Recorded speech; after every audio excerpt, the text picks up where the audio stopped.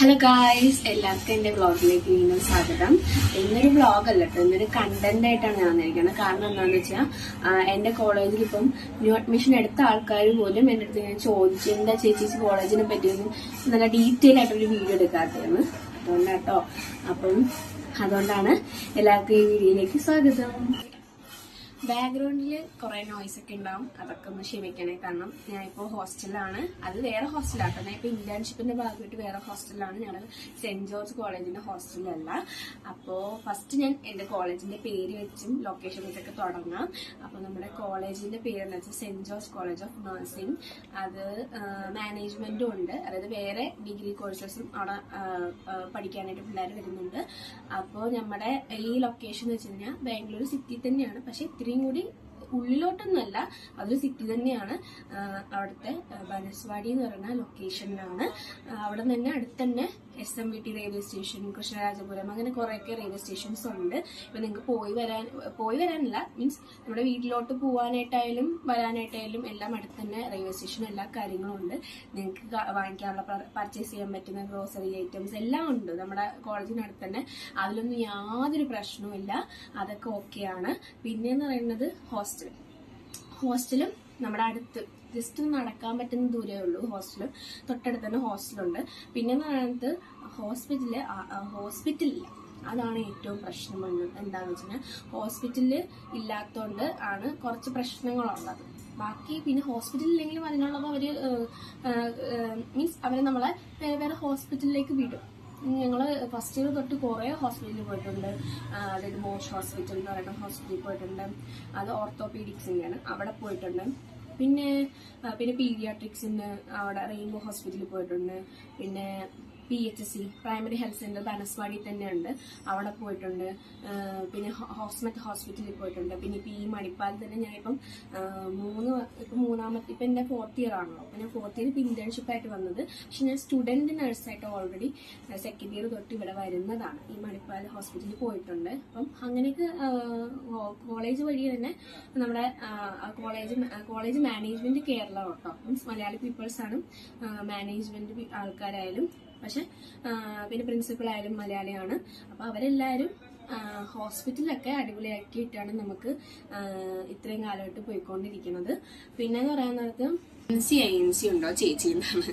KNC ഉണ്ടോ എന്ന് വെച്ചിട്ടുണ്ടെങ്കിൽ KNC എന്തായാലും ഉണ്ട്. KNC എന്ന് വെച്ചാൽ കർണാടക നഴ്സിംഗ് കൗൺസിലിന്റെ അപ്രൂവൽ ആണോ, അതെന്തായാലും ഉണ്ട്. പിന്നെ INC ഞങ്ങൾ ഇത്രയും കാലമായിട്ട്, അത് ഇന്ത്യൻ നഴ്സിംഗ് കൗൺസിൽ, ഇത് ഇത്രയും കാലമായിട്ട് ഞങ്ങൾക്ക് ഉണ്ടായിരുന്നതാണ്. പക്ഷെ ഈ ഒരു ഞങ്ങളുടെ 3rd ഇയറിലും കണ്ട് ഒരു മാനേജ്മെന്റ് മാറും. ഓരോരോ മാനേജ്മെന്റ് മാറുന്നതനുസരിച്ച് അതിലൊരു മാറ്റം വരും. അങ്ങനെ മാറ്റം വന്നപ്പോഴാണ് എന്താണ് നമുക്ക് INC ഇല്ലായിരുന്നു ഒരു വർഷം. ഇനി വരും എന്നാണ് പറയുന്നത്. അതും കൂടി ഉണ്ടെങ്കിൽ കുഴപ്പമില്ല. അതാണൊരു പ്രശ്നം INC. അതുകൊണ്ടാണ് പറഞ്ഞത്, ഇനി അഡ്മിഷൻ എടുക്കുന്ന പിള്ളേർക്ക് INC ഒരു ഇത് ബാധകമാണെങ്കിൽ അവരെന്തായാലും ചെക്ക് ചെയ്യണം INC ഉണ്ടോന്നൊരു കൺഫർമേഷൻ കിട്ടിയിട്ട് കയറുക. അത്ര തന്നെ കിട്ടും എന്നാണ് പറഞ്ഞത്. ഞങ്ങൾക്ക് എന്തായാലും വേണം. എന്തായാലും ഞങ്ങൾ 4th ഇയർ കയറിയപ്പോൾ എന്തായാലും ഉണ്ടാകുന്നു, പിറകുമ്പോൾ എന്തായാലും വേണം.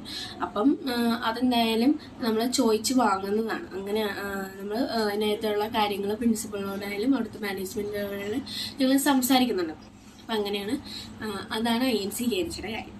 പിന്നെന്ന് പറയണത്, ഇപ്പൊ നിങ്ങൾക്ക് പോസ്റ്റിംഗ് ഒക്കെ അടിപൊളിയായിട്ടൊക്കെ തരും. ഇപ്പൊ ഞാൻ 4th ഇയർ ആയിട്ട് എനിക്ക് ഇന്റേൺഷിപ്പ് ഉണ്ട്, അതായത് 3 മാസത്തെ ഇന്റേൺഷിപ്പ് എക്സ്പീരിയൻസ് ഒക്കെ കിട്ടും, സർട്ടിഫിക്കറ്റ് കിട്ടും. അപ്പൊ അത് ഫ്യൂച്ചറിൽ നമുക്ക് നഴ്സുമാരുടെ എക്സ്പീരിയൻസ് സർട്ടിഫിക്കറ്റ് ഭയങ്കര ഇമ്പോർട്ടന്റ് ആണല്ലോ. അതുകൊണ്ട് എന്തായാലും അത് യൂസ്ഫുൾ ആയിരിക്കും. കോളേജിൽ തന്നെ കുറെ പ്രോഗ്രാംസ് ഒക്കെ തരാറുണ്ട് കേട്ടോ, ലൈക്ക് കൾച്ചർ പ്രോഗ്രാം, പിന്നെ സ്പോർട്സ് പ്രോഗ്രാം.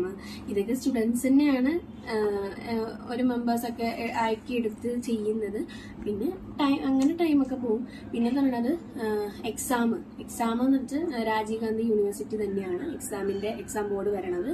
പിന്നെ അപ്പൊ അവര് തന്നെ ആയിരിക്കും എല്ലാം മാർക്സ് ആയാലും എല്ലാം വരുന്നത് അവരെ സൈറ്റിൽ നിന്നായിരിക്കും നമുക്ക് കിട്ടണത്. മീൻസ് ഫൈനൽ എക്സാമിന് ശേഷം ഉള്ള മെയിൻ ആയിട്ടുള്ള ഫൈനലായിട്ടുള്ള നമ്മുടെ മാർക്സ് ഒക്കെ വരുന്നത് ഇനി അറ്റൻഡൻസ് ആട്ടോ. അറ്റൻഡൻസ് ഇല്ലെങ്കിൽ ഞങ്ങൾ കോളേജ് കുറച്ച് സ്ട്രിക്റ്റ് ആട്ടോ ഈ കാര്യത്തിലൊക്കെ. കാരണം ഇല്ലെങ്കിൽ അവര് നമ്മുടെ എക്സ്പെൻസിൽ തന്നെ നമുക്ക് പോസ്റ്റിംഗ് പോകേണ്ടി വരും. മീൻസ് നമ്മുടെ എക്സ്പെൻസിൽ തന്നെ നമ്മൾ വണ്ടി ആയാലും എങ്ങനെയും ഏതെങ്കിലും ഹോസ്പിറ്റലിൽ അവർ പറയാം ആ ഹോസ്പിറ്റലിൽ പോയിട്ട് നമ്മൾ ഡ്യൂട്ടി ചെയ്യണം. അത് എക്സ്ട്രാ ഡ്യൂട്ടി എന്നാണ് പറയുന്നത്.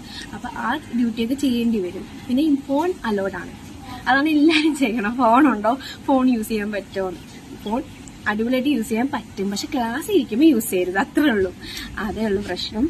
പിന്നെ അല്ലാതെയൊക്കെ ഹോസ്റ്റലിൽ നിന്നൊക്കെ അടിപൊളിയായിട്ട് ഫോണൊക്കെ യൂസ് ചെയ്യാം. ഹോസ്റ്റലിനുള്ളിൽ നിങ്ങൾക്ക് അതിൻ്റെ ഫ്രീഡം ഒക്കെ ഉണ്ട് കേട്ടോ, അതിനൊന്നും കുഴപ്പമൊന്നുമില്ല. പിന്നെ 4 to 4:30 വരെയാണ്, അങ്ങനെയൊക്കെ ടൈമിംഗ് ഒക്കെ ഉണ്ട് കേട്ടോ. ഇപ്പം എങ്ങനെയാണെന്ന് അറിയില്ല, പക്ഷെ ടൈമിംഗ് ഒക്കെ ഉണ്ട് ഹോസ്റ്റലിൽ കയറേണ്ടയും കാര്യങ്ങളൊക്കെ.